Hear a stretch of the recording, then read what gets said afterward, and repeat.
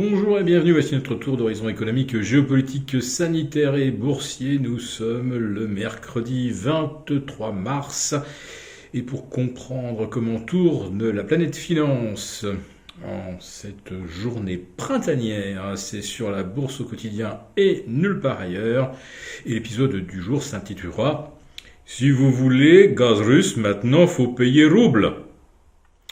Alors que les Européens s'apprêtaient à annoncer demain un nouveau train de sanctions contre la Russie sous la pression de nos amis américains, Vladimir Poutine prend tout le monde de court en annonçant que non seulement on ne peut plus payer le gaz russe en dollars, mais en euros non plus. Il va falloir payer en roubles. Achetons du rouble dans ces conditions. Ah ben oui, mais les actifs de la Banque centrale russe sont gelés en Europe. Autrement dit, elle ne peut pas délivrer de roubles, la Banque centrale, dans les pays où on applique les sanctions. Autrement dit, d'ici une semaine, on ne pourra plus payer du gaz russe à moins de lever les sanctions concernant la Banque centrale.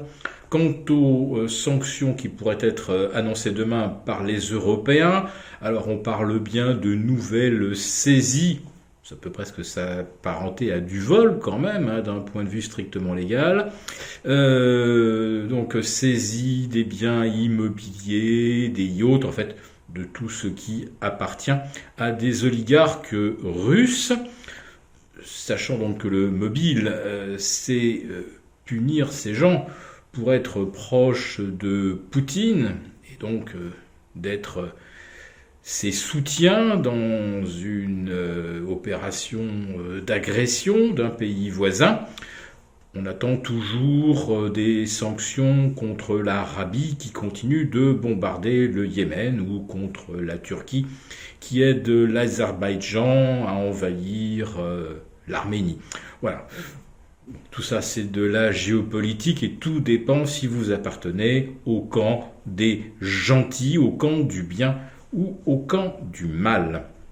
Alors, je tiens à préciser que le camp du bien, et notamment Ursula von der Leyen, propose de suspendre les aides au développement des pays africains qui n'auraient pas soutenu les sanctions occidentales contre la Russie. Or, il y a une bonne vingtaine de pays africains ou du Maghreb qui dépendent très fortement des importations de blé russe et ukrainien, qui est facturé beaucoup moins cher que le blé européen, canadien ou américain, donc il est absolument vital. Si on supprime les aides au développement, beaucoup de pays d'abord ne pourront plus rembourser leurs prêts au FMI, ne pourront pas mener à bien des projets vitaux. Et souvent, ça concerne également l'approvisionnement en nourriture, ce qui signifie que ces pays africains qui pourraient être à leur tour sanctionnés, n'auront pas d'autre choix que de se tourner par exemple vers la Chine ou et pourquoi pas même vers la Russie pour bénéficier d'une aide au développement ou recevoir de la nourriture en l'échange probablement de quelques matières premières, puisque c'est ainsi que la Chine procède à peu près partout.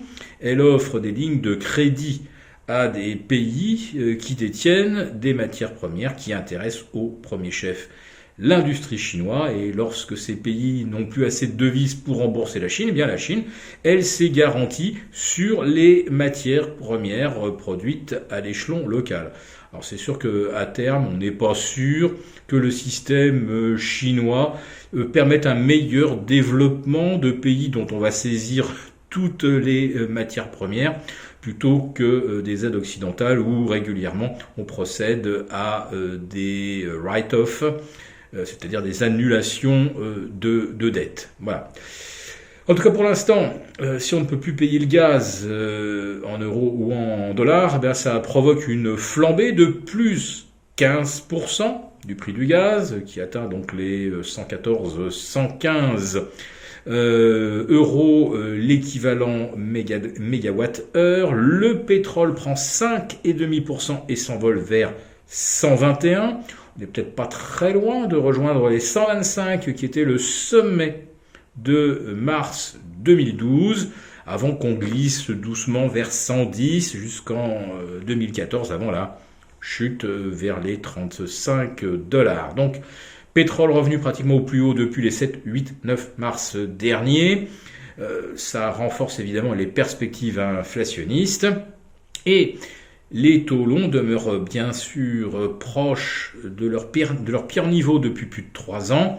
On est toujours aux alentours de 0,94 sur nos OAT. On était à moins 0,05 le 20 décembre dernier, plus 100 points en l'espace de 3 mois. Les T-bonds américains sont à 2,35 contre 2,38 la veille. Le 30 ans est à 2,50. Mais ce qui est assez troublant, c'est cette inversion de la courbe aux États-Unis, puisque le 20 ans lui offre 2,60 de rendement contre donc 2,50 ou 2,48 pour le 30 ans, et le 10 ans américain offre du 2,34, 2,35, quand le 7 ans ou le 5 ans offre plus de 2,40.